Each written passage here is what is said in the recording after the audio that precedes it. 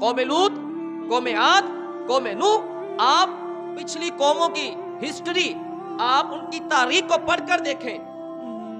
वो गुनाह करती थी, किसी के ऊपर आग का अजाब आया, पत्थरों का अजाब आया और शक्लें बदली गई। पहले की कौमें गुनाह करती थी, पहले की कौमें गुनाह करती थी। अगर वो जिना करती थी ना, तो रात को जिना करती थी तो उसके दरवाजे की चौखट के ऊपर लिख दिया जाता था कि ये जानी है, इसने रात को जिना किया था। उसकी माथे की पेशानी के ऊपर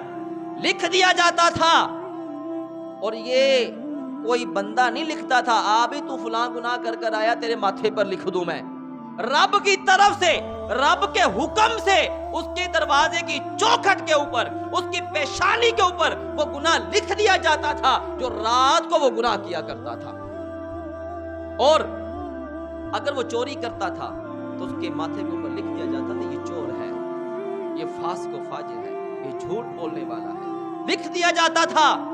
लेकिन जब अल्लाह ने अपने महबूब अलैहिस्सलातु वस्सलाम को आखिरी नबी बनाकर भेजा, वमा अरसलनाका इल्ला रहमतन लिल आलमीन की शान देकर भेजा, वरफाना लाका जिक्र की शान देकर भेजा, वलल आखिरतु खैरुल लका मिनल ऊला वाली शान देकर भेजा, तो फिर मेरे महबूब अलैहिस्सलातु वस्सलाम ने रब की बारगाह में दुआ की, मालिक जिस तरह से तू पहली कौमों की शक्लों को बदल देता था, तूने आग का अजाब उनके ऊपर नाजिल कर दिया, पत्थरों का अजाब तूने उनके ऊपर नाजिल किया, उनके माथे की पेशानी के ऊपर लिख दिया जाता था कि ये फलां गुनाह कर कर आया है, इसने फलां गुनाह किया है, इसके दरवाजे की चौखट के ऊपर लिख दिया जाता था कि रात को इसने फलां गुनाह किया है। ऐ मालिक, अब तूने मुझे वमा अरसलनाका इल्ला रहमतल लिल आलमीन बनाकर भेजा है। ऐ मालिक, मैं तेरी रब तेरी बारगाह में दुआ मांगता हूँ,